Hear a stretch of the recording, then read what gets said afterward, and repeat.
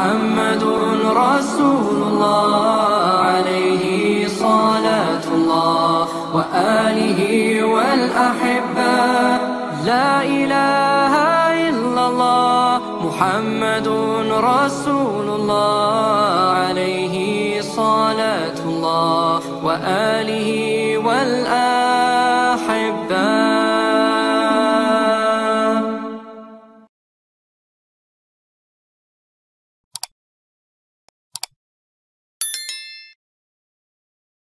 Ke-14, Rasulullah SAW wafat dan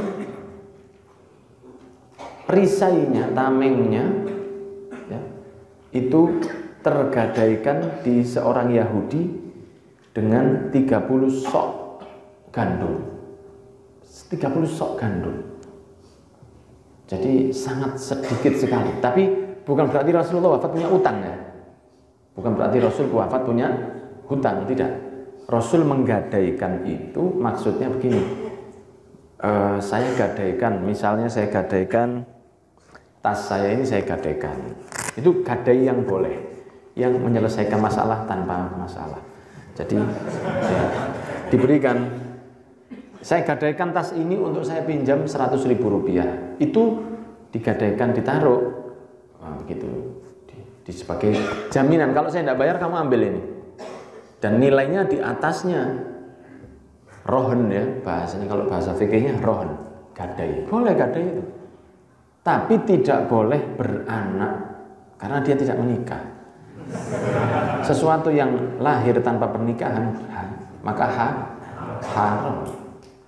Nah, kalau misalnya yang dimaksudkan di sini Rasulullah wafat dan perisainya masih tergadaikan di orang Yahudi, itu karena belum diambil oleh Rasul, tapi sudah dibayar. Jadi Rasul wafat tidak punya utang, cuman belum sempat diambil. Karena apa? Hanya untuk 30 sok, 30 sekian, 30 gandum, sangat sedikit sekali. Dan Rasul begitu itu supaya menunjukkan kepada kita kalau mau pinjam uang kepada non muslim boleh. Kalau butuh menggadaikan sesuatu boleh, itu tujuannya. Bukan karena Kanjeng Nabi tidak sabar, bukan. Tapi supaya kita tahu, oh menggadaikan itu boleh. Tapi yang tidak boleh itu menggadaikan. Ini yang kadang kita heran. Menggadaikan ke non muslim boleh, menggadaikan ke ahli tafsir tidak boleh. Kalau menggadaikan ke seorang non muslim tanpa bunga boleh. Menggadaikan ke ahli tafsir, terus ini tafsirannya ini, nah itu kan ahli tafsir, bukan ahli tafsir Quran ya, kan namanya ahli tafsir ya, itu, tafsir, oh pakai P, tafsir, ahli tafsir. Nah, kalau digadaikan kemudian beranak haram. Lah Rasul ini menggadaikan tanpa beranak. Dan entah apakah perisai yang ini atau yang lain pernah terjadi juga pada Sayyidina Ali bin Abi Thalib. Sayyidina Ali bin Abi Thalib pernah diberi perisai, digadaikan juga ke orang Yahudi. Waktu mau diminta, si Yahudi bilang, wah ini perisai itu Nabi Muhammad ini. Setelah wafatnya Rasul, perisai ini punyanya Nabi Muhammad, ini kan legend berarti. Walaupun dia Yahudi, ini legend ya. Tidak mau, ini punya saya. Loh, kata Sayyidina Ali, loh itu punya saya. Sekarang mau saya tebus, enggak, ini sudah punya saya. Tidak mau dia. Sampai dilaporkan ke hakim. Bagaimana hakim ini punya saya? Hakimnya muslim, tapi hakimnya adil. Bukan hakim seperti hakim di planet Asgard itu bukan. Terus dia bilang, wahai Ali bin Abi Thalib, mana saksimu kalau itu memang tamengmu, perisaimu? Loh ini perisai diberi Rasulullah saya, katanya Sayyidina Ali. Sekarang mau saya tebus, tidak bisa, itu punya saya. Mana saksimu? Hasan anak saya. Hasan, tidak bisa kalau anak sendiri. Tidak boleh anak sendiri kalau jadi saksi. Tidak ada lagi yang tahu? Tidak ada. Wah berarti jenengan kalah. Ini harus diambil ke si Yahudi. Padahal si hakim tahu bahwa Sayyidina Ali tidak mungkin bohong. Tapi hukum adalah hukum. Sayyidina Ali bilang, ya sudah tidak apa-apa. Gak apa-apa, sampean ambil. Terodok. Ader dia. Gini, Yahudinya itu begini. Oh gini Islam itu.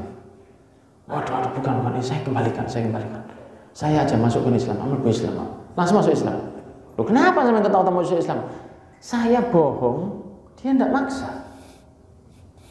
Hakim ini tahu bahwa Sayyidina Ali bin Abi Thalib tidak mungkin bohong, tapi karena untuk kejujuran hukum, dia tidak mau menerima saksi dari seorang cucunya Nabi dan pengakuan dari menantunya Nabi.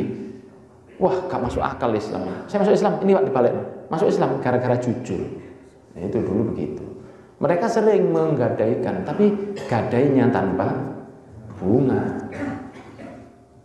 Nah, kalau kau gadaikan cintaku, bisa berbunga-bunga.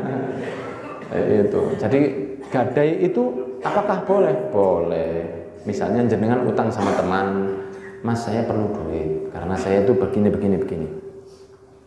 Saya perlu uang untuk ini begini. Saya punya surat tanah saya. Ini sampean bawa sebagai gadai. Utang berapa jangan 100 juta. Nilainya kan harus lebih tinggi. Ya kan? Ya, diutangi 100 juta. Berapa lama Mas? Insya Allah 1 tahun dikerjakan. Ternyata 1 tahun masih belum minta izin. Tolong Mas, saya masih butuh waktu 1 bulan aja saya kembalikan insya Allah. Ya sudah, 1 bulan ternyata dikembalikan. Ya sudah 100 juta baliknya. 100 juta baliknya. Tidak ada tambahan. Kecuali kalau si penghutang kepingin nambahi hadiah. Boleh. Saya kasih 100 juta, ini ada hadiah buat jenengan. Saya punya dapat tiket umroh dari perusahaan saya. Terus tiket umroh saya kasih jenengan aja. Jadi utang gratis umroh misalnya. Boleh. Asal si yang menerima tidak mengatakan begini. Loh cuman ini aja tambahannya. Jadi riba. Itu. Dari si pemberi niat hadiah, dari si penerima kalau dia ngomong cuman segini yang kamu berikan. Jadi riba buat dia. Jadi halal bukan yang memberi. Kata-kata itu jangan bilang itu kan cuma sekedar kata-kata. Tidak bisa. Orang masuk Islam, orang keluar dari Islam jadi nikah, jadi pisah, cerai karena kata-kata. Nah, jadi kalau diberi, ini utang saya, ini sebagai hadiah untuk jenengan, halal. Tapi kalau ini utang saya, ini anak-anaknya haram.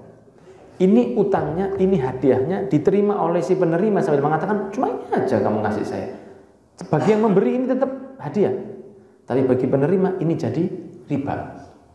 Seperti itu.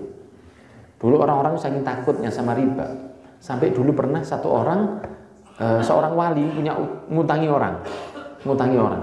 Kemudian setelah itu hujan, mereka berteduh. Wah ini tokonya siapa? Tokonya Fulan yang ngutang sama saya. Iya, langsung pergi dia. Loh kenapa? Saya tidak mau ngambil untung dari tokonya dia. Karena saya ngutangi dia itu jangan saya ngambil untung berteduh di bawah tokonya, saya takut itu riba. Bayangkan.